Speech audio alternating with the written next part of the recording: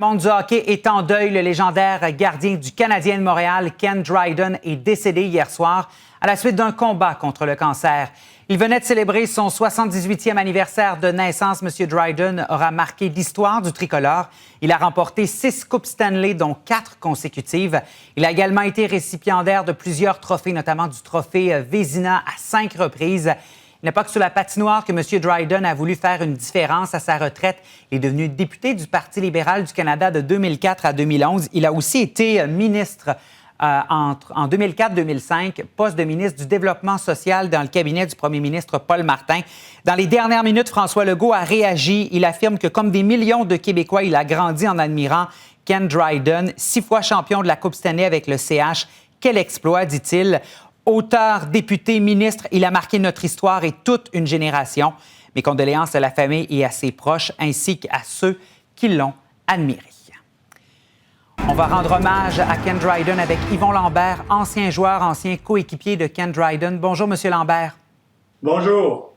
D'abord, quelle a été votre première réaction lorsque vous avez appris la nouvelle dans les dernières heures? Oh, ça a été un choc. Premièrement, quelqu'un m'a appelé à 6h30 ce matin. Je peux te dire, c'est un éveil un réveil qui est sous le choc. Et on n'avait aucune idée que Kenny était malade. Je l'ai vu il y a 2 ans, justement, une soirée organisée par Serge Chavard, un tournoi de golf. Et Ken, il avait de l'air en pleine forme. Alors, c'est réellement un choc, ça, ce matin. Et il était comment? Vous avez joué avec lui. Il était comment sur la glace, mais aussi hors de la glace? Il était pareil. À la glace et hors de la glace, c'est un gars qui était très timide, humble, très, très tranquille. À toutes les fois, j'ai co-chambré avec lui quelques fois. C'est un monsieur qui aimait lire. Il lisait les journaux tous les soirs.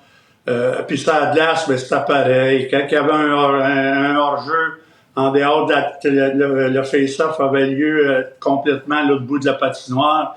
Et son fameux tatou sur son bâton, là, ça tu sais, c'était pas un gars nerveux. C'était un monsieur que sa concentration était tellement importante pour lui. Sa glace et hors de la glace. En dehors de la glace, il était pareil. Il était simple, communicatif, très, très paisible. Alors, il était pareil dans la chambre. Dans la chambre, il ne parlait pas. Dans la chambre des joueurs, c'est très rare que Kenny parlait. Alors, ça a été un exemple pour nous autres parce que c'est un job très ingrat, gardien de but. Et Kenny gagner 6 Coupes Stanley en 8 ans de jeu, c'est incroyable. Alors, c'est la meilleure moyenne dans la Ligue nationale de hockey. Alors, c'est tout un accomplissement. Et vous l'avez dit, il était gardien de but. Il était quel type de gardien sur la glace? C'est un monsieur très calme. C'est un monsieur durant les pratiques, si un gars, je me rappelle une fois, Mario Tremblay, qui avait passé une rondelle aux épaules, il était parti après Mario pour essayer de le frapper avec son hockey. Ben, tu sais, il était de même, lui, tu sais, il parle peu de mots, mais quand c'était le temps de travailler, il travaillait très fort. Puis c'était un gars, tu sais, il était tellement tranquille que il était pareil, ça de glace et en dehors de la glace. Le propriétaire du Canadien a affirmé au cours de la nuit dans le communiqué pour annoncer son décès que l'équipe doit s'inspirer de lui. Comment l'équipe doit s'inspirer de lui, à votre avis? Mais premièrement, c'est un gagnant. Gagner 6 Coupes Stanley en 8 ans. Donc 4 consécutives quand même. 4 consécutives, c'est un exploit. C'est un monsieur qui... Parce que quand tu commences à gagner, tu veux toujours gagner. Parce que tu as de plus en plus de plaisir dans la chambre des joueurs. L'amitié se fait de plus en plus. Et Kenny, sa concentration était plus difficile un peu parce qu'on avait un très, très bon club des années 70. Alors, Kenny recevait peut-être 20-22 lancers par match. Alors, sa concentration était très, très importante parce qu'on dominait les clubs adverses. Mais Kenny était toujours là, faisait un arrêt clé durant un match parce qu'on pouvait perdre par 2 buts après 2 périodes, on était presque sûr de gagner le match. Alors, c'est sûr que Kenny, il était numéro 1 là-dedans. Sa concentration était exemplaire.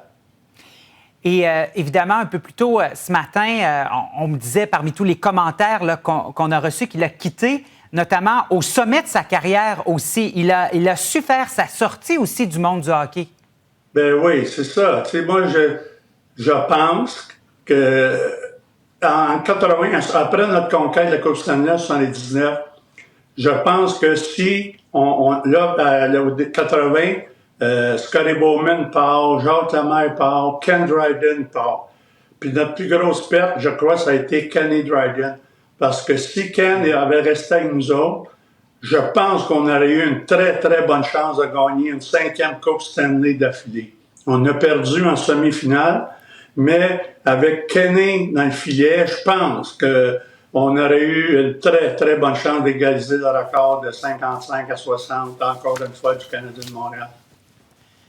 Alors, M. Lambert, on vous souhaite nos plus sincères condoléances. Nos pensées aussi accompagnent la famille. Merci beaucoup d'avoir témoigné de votre ami et coéquipier. Merci au nom du Canadien de Montréal. Là, sympathie à la famille, parce que je me rappelle, j'ai côtoyé beaucoup Linda et sa famille, son gars, sa fille. Sympathie à tout le monde.